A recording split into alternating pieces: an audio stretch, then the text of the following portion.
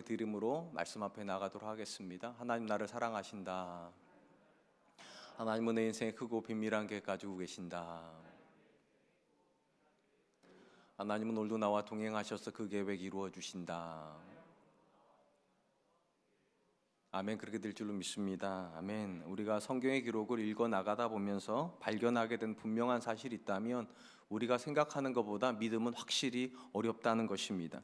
구약의 역사에서 하나님을 모르는 이방인들이 믿음을 고백하지 못하는 건 어쩌면 당연하다 하겠지만 하나님의 선택을 받았던 이스라엘조차도 대부분의 시간에서 믿음에 실패하는 모습을 보더라도 우리가 생각하는 것보다 믿음은 확실히 어렵습니다.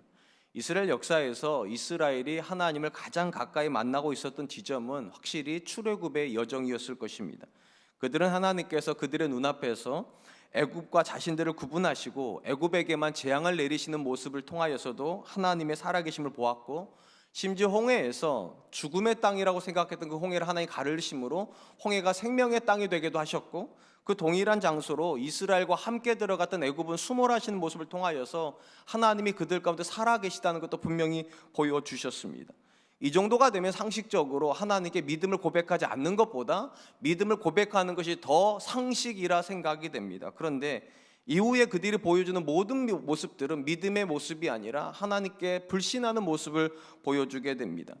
출애굽을 하고 홍해를 건넌 다음에 이스라엘이 처음으로 들어갔던 지역은 마라라고 하는 땅이었습니다.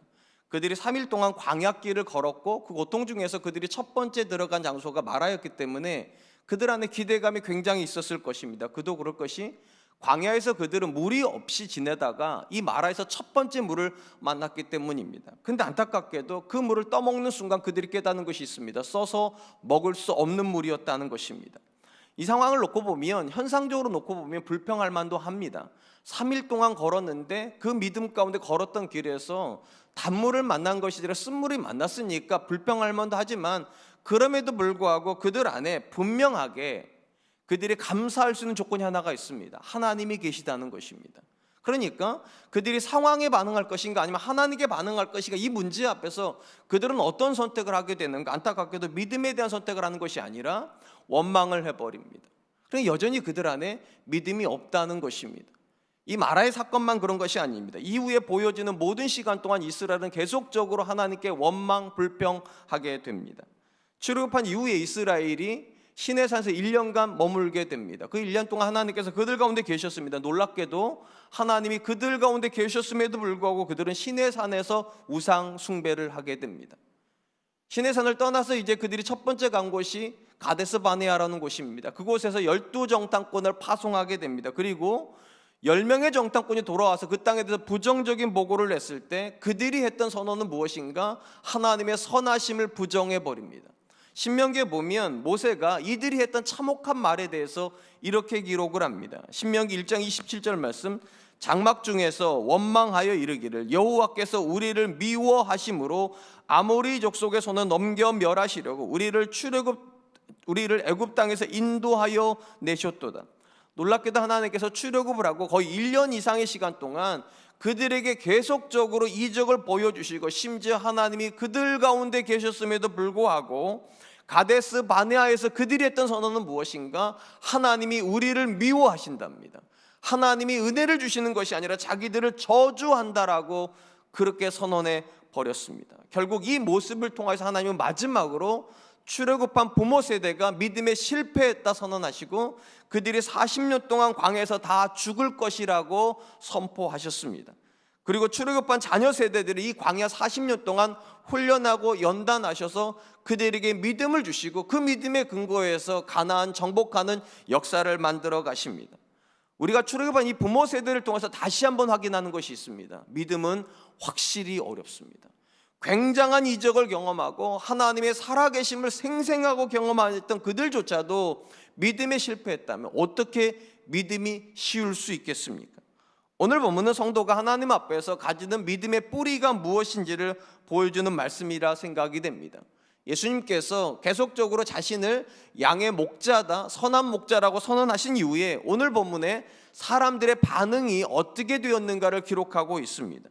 동일한 말씀을 들었음에도 불구하고 두 부류의 사람들이 나오게 됩니다. 한 부류의 사람들은 예수님이 귀신 들렸다 하여 귀신 들린 사람의 말에 왜 주목해야 되냐고 반문을 하는 사람들이 있는가 하면, 반대로 어떻게 귀신 들린 사람이 소경의 눈을 뜰 수 있겠는가, 그는 귀신 들린 사람이 아니라고, 이렇게 두 부류의 의견이 갈라졌습니다. 당연히 이 두 부류는 예수님의 말씀에 대해서도 또 예수님 이적에 대해서도 상반된 견해를 가질 수밖에 없었습니다.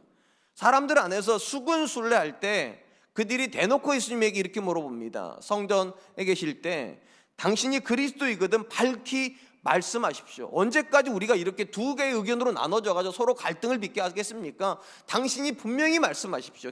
그리스도이십니까? 이렇게 물었을 때 예수님께서 이렇게 말씀하십니다. 내가 이미 누구인지 너희에게 말을 하였는데 너희가 믿지 않는다.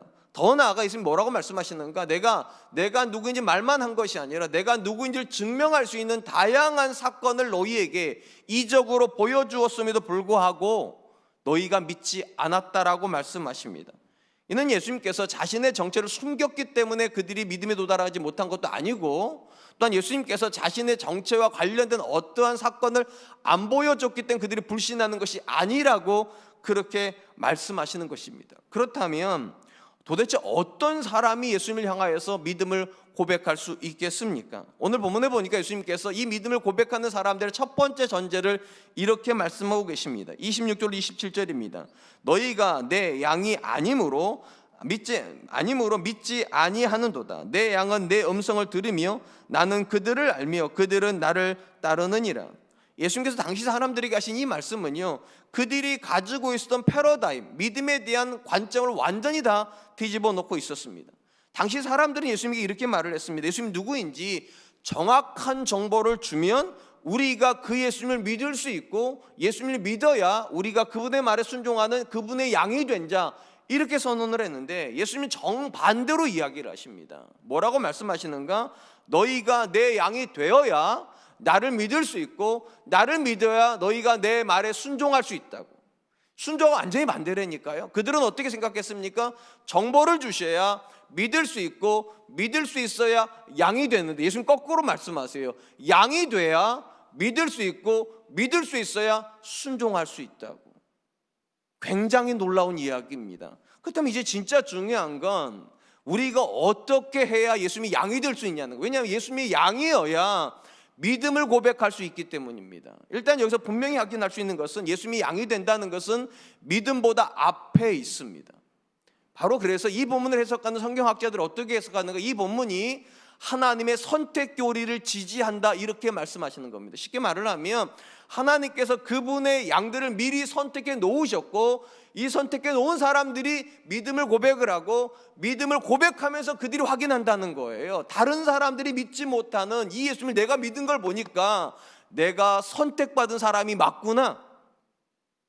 저는 이 성경학자들의 이야기에 100% 동의합니다. 왜냐하면 성경이 이 사실을 얘기해요. 창세전에 하나님께서 저와 여러분을 아시고 그리스도 안에서 우리를 그분의 자녀로 선택하셨다. 그렇기 때문에 다른 사람은 믿지 못하는 예수 그리스도를 우리는 믿을 수 있었다.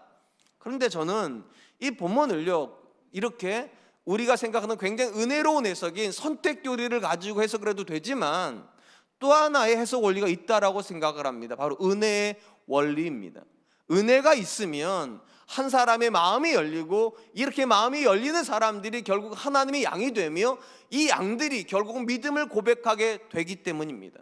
우리가 잘 아는 것처럼 이 본문의 말씀은요, 요한복음 9장을 배경으로 합니다. 요한복음 9장에서 예수님께서 날 때부터 맹인으로 태어난 사람을 고치셨습니다. 그리고 이 맹인이 눈을 뜨면서 보여주는 것은 무엇인가? 이 사람은 점점 믿음이 깊어지고 어디까지 가게 되는가? 모든 사람들이 예수님을 죽이려 할 때 이 사람은 예수님을 주라고, 당신이 내 인생의 주인이시라고 하는 그리스도론에 도달하게 됩니다. 결국 그는 믿음을 고백하는 사람이 되었습니다. 여기서 주목할 것은 분명한 건 은혜를 경험한 사람은 맹인이 맞습니다. 맹인은 눈만 떠졌으니까. 그러나 맹인만 은혜를 경험한 건 아닙니다. 왜냐하면 그 맹인이 눈을 뜨는 현장에 많은 사람들이 있었어요. 그러니까 분명한 건 직접적이진 않지만 간접적으로도 그 자리에 있었던 굉장히 많은 사람들은 예수님께서 그의 인생에서 일하는 걸 보았습니다. 근데 참 안타깝게도 이 맹인의 사건에서 믿음이 성장을 해서 예수님께 주라고 고백한 사람은 딱 한 사람밖에 없습니다. 맹인입니다. 이게 무엇을 말해주는가? 은혜가 없기 때문에 믿음을 못 고백하는 게 아니라는 겁니다. 엄밀히 말하면 은혜가 있어도 어떤 사람은 믿음을 고백하고 어떤 사람은 믿음에 실패를 해요. 맹인이 보여주었던 믿음의 특징이 무엇입니까? 그는 은혜에 반응을 했다는 겁니다. 그 은혜를 주시는 예수님을 향해서 마음을 열고 그는 예수님을 알아가려고 합니다. 저는 이 알아가려고 하는 의지가 오늘 본문에 나오는 양의 특징이라고 믿습니다. 은혜를 주신 그 예수님을 알아가려고 하기 때문에 그는 마음이 열리고, 마음이 열렸기 때문에 그는 예수님의 양이 되는 것이고, 예수님이 양이니까 믿음이 들어가는 거고, 믿음이 들어가니까 그가 예수님의 말씀에 순종하게 됩니다.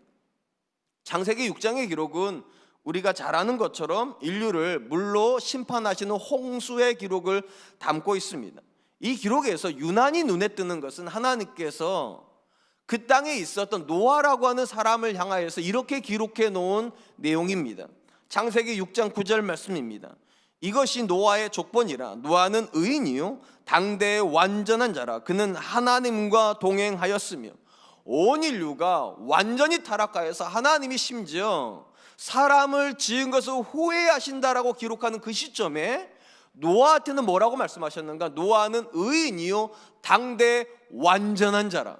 굉장한 대비를 이루고 있습니다. 제가 주목하려고 하는 것은 오늘 본문과 관련해서 질문하려고 하는 것입니다. 노아는 도대체 어떻게 그렇게 완전하여 당대의 모든 사람과 구별되는 의인이 될 수 있었냐는 겁니다. 창세기 6장 9절이 이 고백이라니까요. 다 노아는 의인이고 하나님 앞에 완전한 자로. 그런데 이 9절 바로 앞에가 원인을 제공해 줍니다. 도대체 어떻게 그는 하나님 앞에 완전한 자가 되었을까? 창세기 6장 8절 말씀. 그러나 노아는 여호와께 은혜를 입었더라. 이게 먼저예요. 은혜를 입었더라. 그래서 그는 당대에 하나님 앞에 완전한 의인이 될 수 있었다.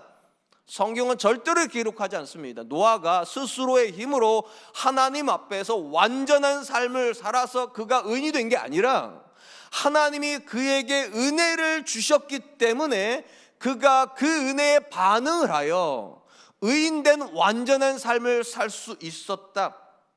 여기서 우리가 반드시 기억해야 될 것은 과연 그러면 창세기 6장에서 하나님은 노아에게만 은혜를 주셨냐는 겁니다. 노아에게만 은혜를 주셔서 그만 그래서 그런 삶을 살 수 있었는가? 아닙니다.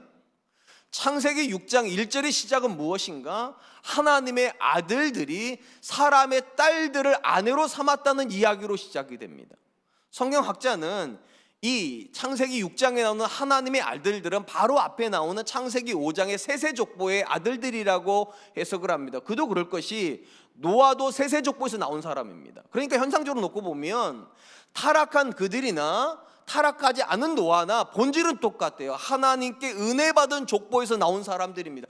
다 똑같은 은혜를 받았는데 노아는 그 은혜 때문에 그들처럼 못 사는 거예요.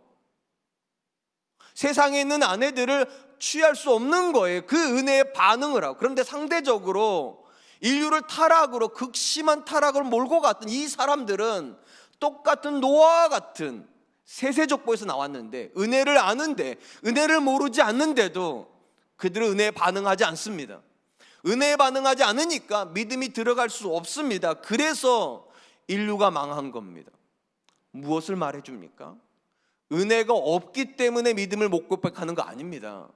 은혜가 있어도 믿음에 실패하는 사람들이 부지기수입니다. 한번 대답해 보시기 바랍니다. 2020년에 여러분의 가정에 은혜가 없었습니까? 있었을 겁니다. 절대로 없을 수 없습니다. 사랑과 은혜교회 안에 은혜가 없었습니까? 있었습니다. 이 나라 이 민족이 은혜가 없었는데 있었습니다. 문제는 무엇인가? 은혜가 그를 믿음으로 끌고 가는 건 아니라는 겁니다.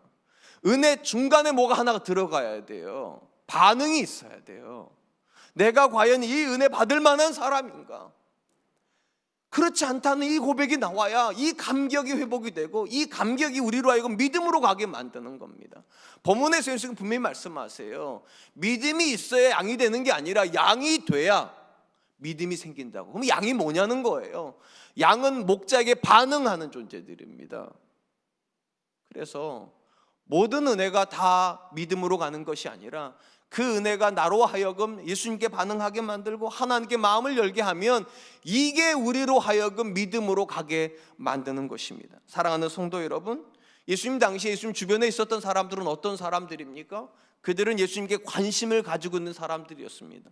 어느 정도로 관심이 있었습니까? 그 예수님과 함께 있으려고요, 광야에 나가서 떼약볕을 맞으면서 심지어 밥 먹는 것도 잊은 채로 늦은 시간까지 예수님과 머물러 있는 사람들이었고, 예수님이 산에 있다 그러면 산으로 오르는 사람들이었고, 예수님이 바닷가에 있다면 바닷가로 나가는 그런 사람들이었습니다. 그들은 분명히 예수님 주시는 말씀을 즐거워했습니다. 예수님이 보여주신 이적을 보고 놀라기도 했습니다. 문제는 무엇인가?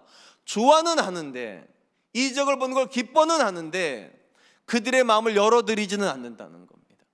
은혜는 받는데 그 은혜 앞에서 반응하는 것은 굉장히 더디다는 거예요. 그리고도 끊임없이 한 얘기가 무엇입니까?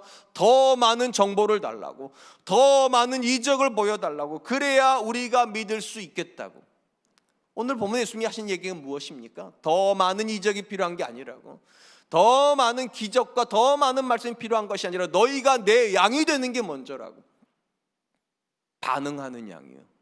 은혜를 주셨을 때 그 은혜를 향하여서 감격하고 반응하려고 하고 마음을 열려고 하고 그분을 더 알아가려고 하는 사람이요. 맹인이 그랬잖아요. 더 알아가려고 합니다. 그러자 그의 마음의 믿음이 열리기 시작하고 그를 향하 주를 향하여서 예수님의 주라고 고백하는 믿음에 도달하지 않습니까? 2021년을 시작하면서 여러분, 우리 마음에 소원이 있지요. 분명히 더 많은 은혜 받고 싶지요. 더 잘 되고, 저는 그게 나쁘다고 말하지 않아요. 한 가지 더 축복드리고 싶습니다. 은혜 주실 때 당연하게 여기지 마세요. 은혜 주실 때 마음을 여세요. 그리고 이렇게 말하세요. 하나님, 내가 어떻게 살아야 됩니까? 내가 이 은혜에 반응해서 어떻게 살아야 됩니까? 이런 사람들을 하나님께서 믿음으로 인도하시기 때문입니다. 그러므로 저는 은혜 받은 저와 여러분들의 마음이 열릴 수 있기를 축복합니다. 둘째로, 예수님께서 믿음의 뿌리라고 말씀하시는 것은 하나님께서 예수님 안에서 일하고 계시다는 고백이라고 그렇게 말씀하십니다. 예수님이 계속해서 가르침을 주심에도 불구하고 그들이 예수님을 믿기를 거절하고 예수님을 향해서 당신이 누구냐고 거듭 묻자 예수님께서 핵폭탄과 같은 선언을 해버리십니다. 요한복음 10장 30절입니다. 나와 아버지는 하나이니라 하신대.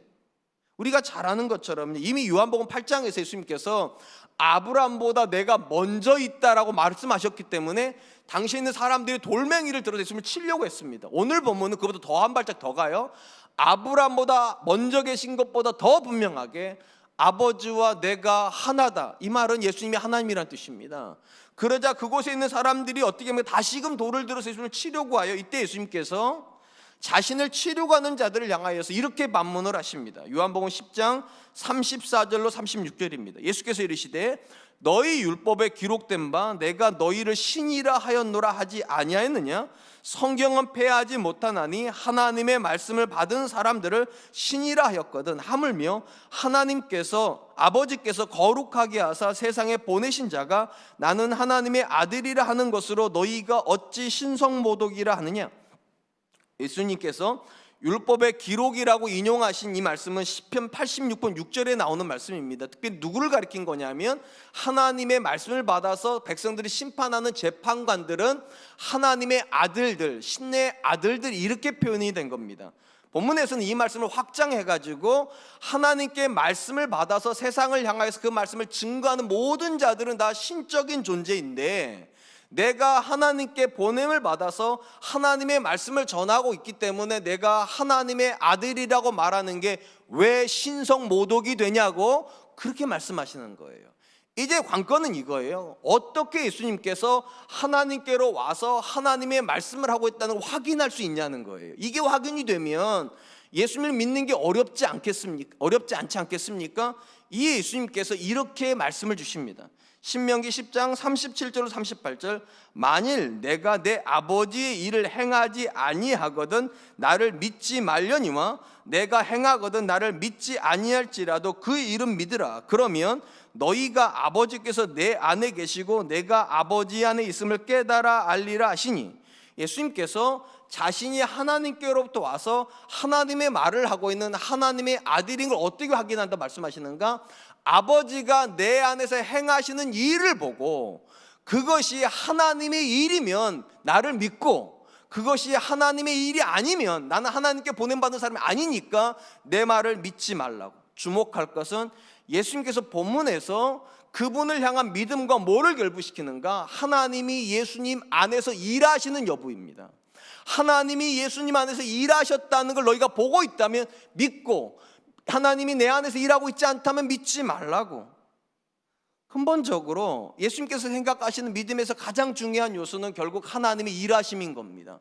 하나님의 일하심이 있어야 믿음이 생기는 거예요. 이걸 반대로 말하면 아무리 예수님 곁에 오랜 시간 머물러 있어도 예수님 안에서 하나님이 일하신다는 확신이 안 들면 그는 믿음에 도달하지 못한다는 거예요.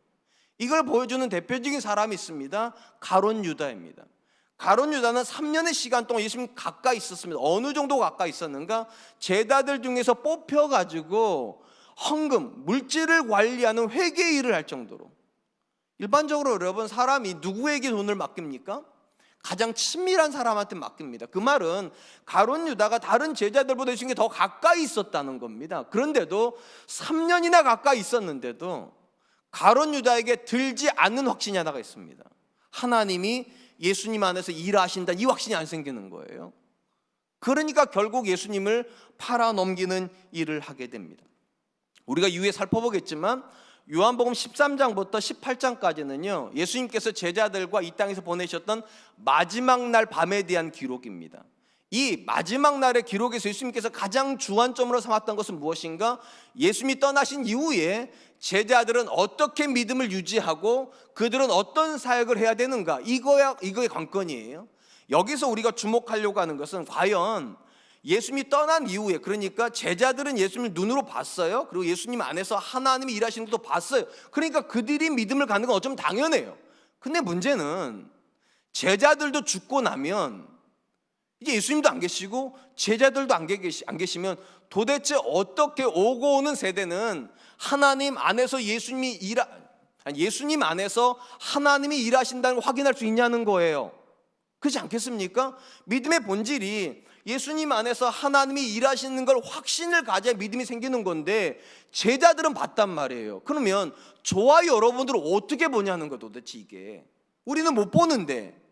근데 예수님 뭐라고 말씀하시는가? 우리가 하나님께서 예수님 안에서 일하는 걸 확인할 수 있는 신앙의 장치가 있다는 겁니다. 요한복음 14장 13절, 요한복음 16장 24절 연속으로 읽겠습니다. 너희가 내 이름으로 무엇을 구하든지 내가 행하리니 이는 아버지로 말미암아 아들로 말미암아 영광을 받으시게 하려 함이라. 요한복음 16장 24절, 지금까지는 너희가 내 이름으로 아무것도 구하지 아니하였으나 구하라 그리하면 받으리니 너희 기쁨이 충만하리라. 예수님이 떠난 이후에 오고 오는 세대는 도대체 어떻게 예수님 안에서 하나님이 일하시는 걸 확인할 수 있는가? 우리가 예수님의 이름으로 기도를 할 때 확인할 수 있답니다. 우리가 그분의 이름으로 기도할 때 하나님이 예수님의 이름으로 드리는 기도 속에서 일하심으로 우리가 분명히 확인할 수 있다는 거예요. 하나님이 지금도 예수님 안에서 일하시는구나. 그리고 이런 사람들이 믿음에 도달하게 되는 것입니다. 그러니까 성경이 말하는 믿음은요, 은혜를 통하여서 마음이 열리고, 이 마음이 열리는 사람들은 뭐로 향하여 나가게 되는가? 기도의 자리로 나갈 수밖에 없다는 거예요. 그리고 기도의 자리에 나가서 예수 그리스도의 이름으로 드리는 기도에 하나님께서 일하시는 걸 보면서 이게 맞구나, 정말로 하나님의 아들이신 예수님께서 그분의 이름으로 구하면 그분이 실행하시겠다고 하신 이 약속이 맞구나, 그리고 믿음에 도달하는 것입니다. 사랑하는 성도 여러분, 성경이 말하는 믿음은 절대로요 피상적인 사실에 대한 고백이 아닙니다. 한 번도 예수님께 이렇게 말한 적이 없어요. 덮어놓고 믿으라고, 내가 말하면 무조건 믿으라, 이렇게 말씀하신 적이 없어요. 뭐라고 말씀하셨습니까? 내가 행하는 모든 일 속에 하나님이 일하신다면 너희가 그것을 확인했다면 믿으라고. 예수님의 자신감입니다. 예수님이 확신하는 게 하나가 있어요. 그분 안에서 하나님이 일하시고 심지어 그분의 이름으로 드리는 기도 속에서 하나님의 일하심을 보게 될 거라고. 그리고 그걸 보는 사람들이 뭐 하게 된다고요? 믿을 수 있게 된다고. 그런 점에서 믿음의 요소에서 절대로 빠지면 안 되는 것이 무엇입니까? 경험의 요소입니다. 어떤 사람도 경험하지 못했는데 믿음에 도달한 사람은 없어요. 뭘 경험합니까? 하나님이 예수님 안에서 일하신다는 사실을 확인하는 거예요. 그리고 성도에게서 기도는 무엇입니까? 이걸 확인하는 가장 구체적인 현장입니다. 내가 예수님의 이름으로 내 모든 사정을 하나님께 아뢰일 때 과연 하나님은 그 예수님의 이름으로 드려진 그 기도에 일하시는가? 예수님 자신 있어요. 그러니까 말하잖아요. 지금까지는 너희가 내 이름으로 아무것도 구하지 아니하였으나 구하라 그리하면 받으리니 너희 기쁨이 충만하리. 여기서 말하는 기쁨이 뭡니까? 저는 이렇게 생각합니다. 믿음이 들어온 기쁨이에요. 믿음이요. 단순히 뭘 얻어서 기쁜 게 아니라 예수님께 얻었으니까요. 내가 믿고 싶은 그 예수님을 향하여서 내가 기도를 했는데 하나님께 그걸 받았으니 이보다 더 기쁜 게 어디 있습니까? 내가 노력해서 뭘 얻어도 기쁜데 하나님이 친히 내 기도에 반응을 해주시면 그거보다 안 기쁜 게 어디 있겠어요? 그러므로 기억하세요. 믿음의 두 번째 요소가 무엇입니까? 경험하는 겁니다. 어떻게 경험합니까? 예수님의 이름으로 기도함으로 경험하는 거예요. 반드시 기억하세요. 기도하지 않은 믿음은 없습니다. 성경에서 예수님께서 믿음이랑 가장 결부시켰던 것 대부분 다 기도입니다.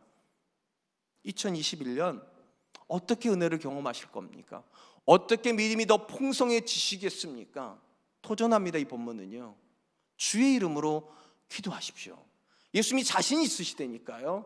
내 안에서 하나님이 일하시고 너희가 내 이름으로 구하면 받으리니 너희 기쁨이 충만할 것이다.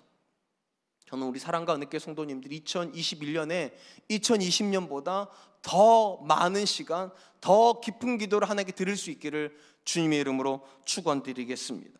마지막으로 오늘 본문에서 믿음의 뿌리라고 소개하는 것은 하나님의 말씀입니다.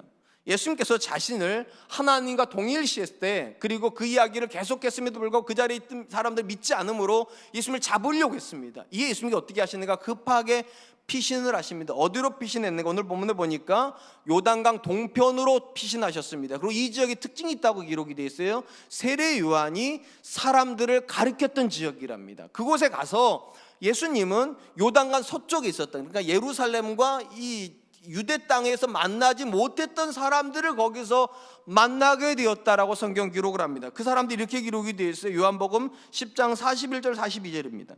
많은 사람이 왔다가 말하되 요한은 아무 표적도 행하지 아니하였으나 요한이 이 사람을 가리켜 말한 것은 다 참이라 하더라.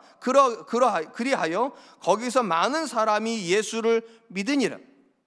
예수님께서 요단강을 건너가셔서 만난 사람들의 특징은 세례 요한에게 가르침을 받았던 사람들입니다. 그리고 성경은 그들이 세례 요한의 가르침이 예수님 안에서 다 이루어진 것을 보고 사람들이 예수님을 믿었다, 이렇게 얘기를 합니다. 특징이 무엇인가? 세례 요한이 예수님을 믿게 하려고 그들에게 기적을 행했다고 기록 안 합니다. 이적을 행한 적이 없대요. 예수님 믿게 하려고. 단순히 뭐 했는가? 예수님을 향하여서 성경에 있는 예언들을 그들에게 가르쳤을 뿐이에요. 그리고 그 자리에 있는 사람들은 세례 요한의 그 얘기를 들었다가 오늘에서 비로소 이 예수님을 만나고 믿음에 도달하게 되었다고. 어느 정도 믿음에 도달? 거기에는 많은 사람들이 예수님을 믿었다. 본문에서 우리가 주목하려고 하는 것은 이 요한의 저자, 그러니까 이 본문 요한복음의 저자인 요한 사도는 절대로 예수님께서 그곳에 가서 많은 활동을 했기 때문에, 많은 말씀을 주셨기 때문에 그들이 믿었다고 기록하지 않습니다. 놀랍게도 이 본문 어디에도요 예수님이 요단강을 건너가서 그곳에서 설교했다는 기록이 없어요. 이적을 행했다는 기록도 하나도 없어요. 바로 앞본문에서 그 유대인들은 계속적으로 이적을 요구했고 더 많은 증거를 요구했는데 여기서는 주신 게 한 번도 없어요. 하나도 없어요. 그런데도 그들은 믿음에 도달하게 됩니다. 궁금한 건 이거예요. 도대체 어떻게 요단 서쪽에 있었던 사람들은 그 많은 이적을 보고 그 많은 말씀을 들어도 안 생겼던 믿음이 요단 동쪽에 있는 사람들은 설교 한 번 들어본 적도 없고 이적을 한 번 본 적도 없는데 어떻게 믿음에 도달했냐는 거예요. 거기에 뭐가 있습니까? 세례 요한의 증언이 있습니다. 그들은 세례 요한의 증언을 듣고 있음을 믿었어요. 정확히 말을 할게요. 다시요. 단순히 세례 요한의 증언이 아닙니다. 더 정확히 말하면 세례 요한이 예수님에 대해서 했던 모든 증언들이 예수님 안에서 이루어진 것을 보고 그들은 예수님을 믿었습니다. 그러니까 그들이 고백한 믿음의 핵심은 무엇입니까? 말씀이 이루어진 것을 보고 믿은 것입니다. 성경에서 근본적으로 말하는 모든 믿음은 베이스가 말씀입니다. 말씀대로 이루어지는 걸 보고 믿는 거예요. 말씀대로 하나님이 일하시는 걸 보고 믿는 건데, 요단 동쪽에 있었던 세례 요한에게 가르침을 받았던 사람들은 그 말씀, 받았던 그 모든 말씀이 예수님 안에서 이루어진 것을 보고서야 세례 요한이 이 사람에게 한 모든 말은 참이다, 이루어졌다는 거예요. 그리고 많은 사람들이 믿었다는 것입니다. 하나님의 말씀의 성취와 믿음의 상관관계를 가장 잘 보여주는 책 중에 하나가 여호수아서입니다. 우리가 잘 아는 대로 여호수아서는요, 모세 이후에 여호수아가 출애굽한 부모 세대 자녀들, 이 두 번째 세대를 데리고 가나안 땅으로 들어가는 이야기입니다. 이 이야기에서 첫 번째 지점이 어떤 지점인가? 여호수아가 이제 정탐꾼 2명을 보내는 이야기예요. 이 정탐꾼 2명이 여리고성으로 들어갑니다. 어느 집에 가게 됩니까? 라합이라고 하는 집에 들어가게 돼요. 문제는 정탐꾼을 파송하자마자 들켜버렸습니다. 정탐꾼이 파송됐다는 걸 알고 여리고의 군인들이 정확하게 라합의 집에 쫙 들어왔습니다. 그리고 묻죠? 정탐꾼 어디 있냐고.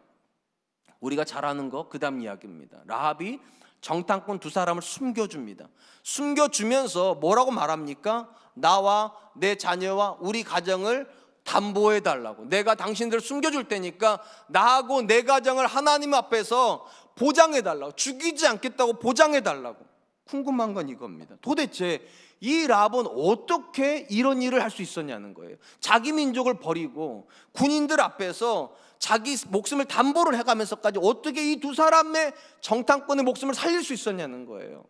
성경의 답은 딱 하나입니다. 그녀에게 믿음이 있었기 때문입니다. 그리고 여호수아서에 보면 이 라합이 고백했던 믿음의 본질이 이렇게 기록이 되어 있습니다. 여호수아서 2장 8절로 10절 말씀입니다. 또 그들이 눕기 전에 라합이 지붕에 올라가서 그들에게 이르러 말하되 여호와께서 이 땅을 너희에게 주신 줄을 내가 아노라. 우리가 너희를 심히 두려워하고 이 땅 주민들이 다 너희 앞에서 간담이 농나니 이는 너희가 애굽에서 나올 때에 여호와께서 너희 앞에서 홍해 물을 마르게 하신 일과 너희가 요단 저쪽에 있는 아모리 사람의 2왕 시온과 옥에게 행한 일 곧 그들을 진멸시킨 일을 우리가 들었음이니라. 라합은요, 한 번도 이스라엘 백성들처럼 하나님의 음성을 들은 적이 없습니다. 심지어 이스라엘 백성이 경험했던 그 많은 이적 중에 하나도 경험한 적이 없는데도 놀랍게도 이 여인이 말씀에 대한 소문을 들었습니다. 그 소문의 내용은 무엇인가? 하나님께서 가나안 땅을 이스라엘에게 주셨다는 거예요. 근데 더 놀라운 것은 이 소문을 하나님께 이루시고 계시다는 거예요. 어떻게 이루셨냐는 거예요. 출애굽을 먼저 하셨다는 거예요. 홍해에서 너희 앞에서 이 가나안 땅을 주는 여정을 맡고 있는 이 홍해를 하나님이 갈라주셨다는 거예요. 그것만이 아니라 심지어 아모리 왕의 2왕조차도 하나님께서 진멸시키셨다는 거예요. 그러면서 이 라합이 어떤 확신이 있는가? 하나님이 역사의 시간 속에서 그분이 말하고 있는 모든 걸 이루고 계시는구나. 그래서 이렇게 말하는 거예요. 너희 하나님이야말로 그러니까 당연히 하늘에서도 땅에서도 유일한 하나님이실 수밖에 없다고. 왜냐하면 너희 하나님처럼 그 말을 이루는 신이 어디 있냐는 거예요. 그리고 그 말씀대로라면 여리고 땅은 망할 수밖에 없는 거예요. 왜냐하면 여리고 땅을 포함한 모든 가나안 땅은 하나님이 누구에게 주신 땅입니까? 이스라엘에게 주신 땅이라는 거예요. 그러니까 그녀가 목숨을 걸고 하나님 붙잡을 수밖에 없는 거예요. 확인했는데 자기가 볼 때 이 하나님이 주신 모든 약속은 다 이루어지고 있는데 이 약속이 이루어질 때 우리는 죽는데 어떻게 이 2 정탐꾼을 죽일 수 있습니까? 못 죽이는 거예요. 그리고 그들을 향해서 믿음을 고백하는 거예요. 너희 하나님이 살아계시니까 내가 너희 목숨을 살려준 것처럼 너희도 내와 내 가족의 목숨을 살릴 것을 약속하라고. 결국은 이 믿음 때문에 라합의 가정은 살았고 라합은 예수님의 족보에 들어가는 여인이 되게 됩니다. 사랑하는 성도 여러분, 바울이 말하는 믿음의 정체가 무엇입니까? 로마서 이렇게 말하잖아요. 믿음은 들음에서 났고 들음은 그리스도의 말씀으로 말미암느니라. 쉽게 말하면 모든 믿음은 하나님의 말씀에서부터 온다는 겁니다. 이 말씀이 없는 믿음은 존재할 수 없다고. 근데 궁금한 건 이거예요. 우리가 매 주일마다 심지어 수요일에도 또는 금요 철야에도 와가지고 계속 말씀을 듣는데 왜 우리는 믿음이 안 생기냐는 거예요. 분명히 말씀은 들음에서 나온다고 했는데 우리가 반드시 기억해야 될 것이 하나가 있습니다. 성경이 말하는 모든 들음은요, 본질적으로요, 확신입니다. 확신이요. 하나님이 지금 그 말씀을, 우리가 읽은 이 말씀을 역사 속에서 이루고 계시다는 이 믿음으로 듣는 말씀이 우리를 믿음으로 들어가는 거예요. 오늘 본문에서도 세례 요한으로부터 예수님에 대한 증언을 들었던 요단 동편에 있는 사람들이 왜 예수님을 믿을 수 있었습니까? 세례 요한이 해줬던 그 모든 말씀들이 예수님 안에서 정확하게 이루어진 것을 그들이 확인했기 때문입니다. 라합이라고 하는 여자가 어떻게 여리고 땅에서 믿음을 고백하게 됩니까? 소문으로 듣던 그 모든 말씀들이 이스라엘 역사 안에서 이루어지고 있다는 걸 확인이 됐기 때문에 믿음을 고백하게 되는 것입니다. 여기서 중요한 내용이 이겁니다. 성도는, 제가 두 번째 달에 그렇게 말씀드렸어요. 기도를 통하여서 하나님이 예수님 안에서 일하신다는 걸 확인해야 된다고. 그러니까 우리는 굉장히 많은 기도를 할 수 있습니다. 그런데 반드시 해야 되는 기도가 있어요.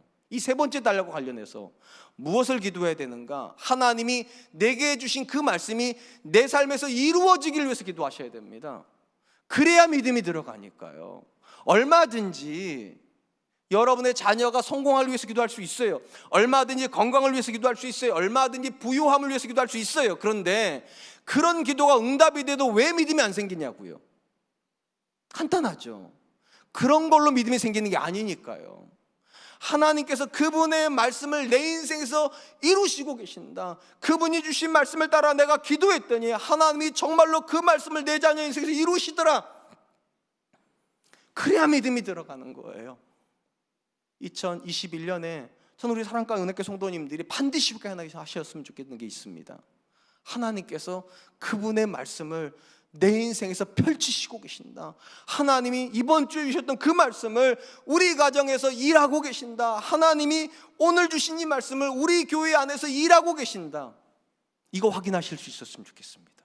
그리고 이걸 확인하고 싶으시다면 그 제목을 가지고 기도하세요. 하나님, 이렇게 말씀하셨잖아요. 하나님, 이 말씀대로 내 인생에서도 일해 주세요. 하나님, 라합이 보았던 것처럼, 그리고 요단 동편에 있었던 세례 요한의 증언을 듣던 그 사람들이 보았던 것처럼 하나님, 나도 하나님의 말씀이 이루어지는 걸 보게 해 주십시오.